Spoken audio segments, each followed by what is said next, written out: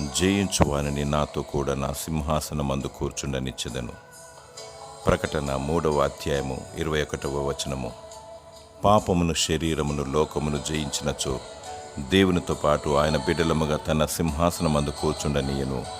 ఓపికతో, సహనముతో విజయమును సాధించుటకై, విశ్వాస జీవితము జయకరముగా జీవించుటకై, నియమముగా, క్రమముగా, బహు జాగ్రత్తగా మన రక్షణను కాపాడుకుంటూ, దేవుని వైపు చూచుచు, నిందలను భరించుచు, శోధనను సహించుచు, జీవ కిరీటమను బహుమానమును పొందుటకు ఆత్మానుసారముగా జీవించుచు, కన్నీటి ప్రార్థన, వాక్యపు వెలుగు కలిగి దేవుని ప్రతినిత్యము ఆరాధిస్తూ దేవుణ్ణి మహిమపరచాలి.